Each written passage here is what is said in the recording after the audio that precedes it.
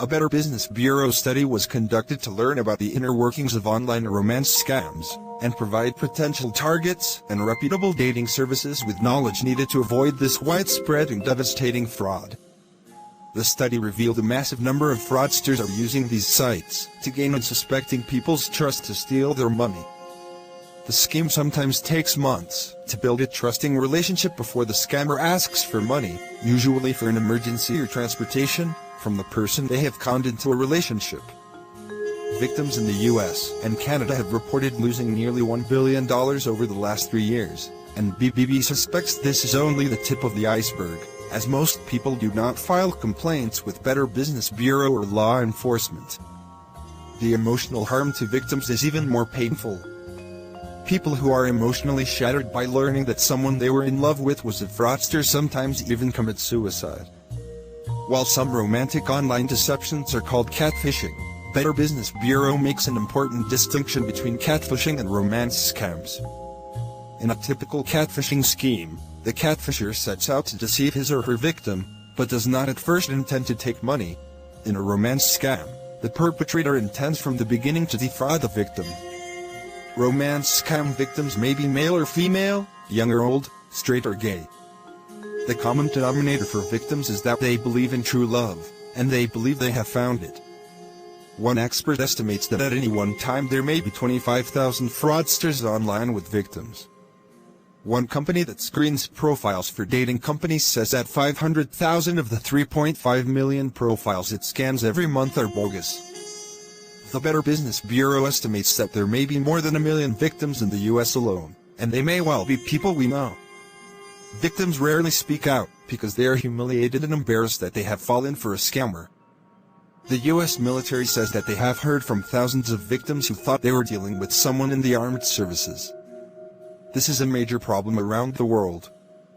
Much of this fraud comes from Nigerian romance scams, where organized groups engage and support this fraud. The same groups often are engaged in other common types of fraud, and often turn romance scam victims into unknowing accomplices of money laundering. The groups that operate and control much of this activity also may be involved in other types of organized crime, such as prostitution or drug dealing. Although there have been some significant prosecutions, and the online dating sites are taking some measures to protect their customers, more can and should be done to stop the fraud, protect businesses' reputations, and provide help for those whose lives have been destroyed. How often does romance fraud take place?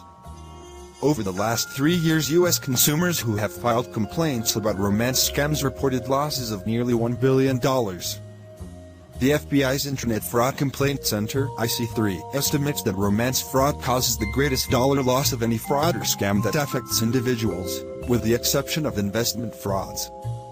The number of complaints, the large money losses, the number of fake profiles, and other data illustrate that this is a massive worldwide problem. When the victims finally realize that they have been defrauded, they often are emotionally devastated, not only due to the theft of money, but to the betrayal of what they believed to be an intimate or true love relationship. According to Australian law enforcement officials, while unconfirmed, they believe that there are more suicides in Australia due to romance scams than there are murders. The operator of a support group for online dating scam victims says that every member has contemplated suicide. Complaint total dollar losses: 2015, $16.8 million, 2016, 2017 totals $52.4 million. Demographics of victims found that for those who reported their age, over half were over 50 years old, and they accounted for 70% of the total losses. Canada reports that they get twice as many complaints from females than men, with the majority of complainants falling between the ages of 50-60 years old. Over half of the complainants fall into the 40-70-year-old age range. Also, a 2017 BBB Risk Index report issued by Council of BBBS found, by analyzing BBB's scam tracker data, males between the ages of 45 to 54 are most susceptible to the romance scam. The median loss was $2,373, and they tend to send money via website wire transfer. The susceptibility percentage was 48.5%. Other countries affected in addition to Canada, the UK, and Australia, romance fraud has been reported as a problem in Hong Kong, Malaysia, New Zealand, Korea, and Israel.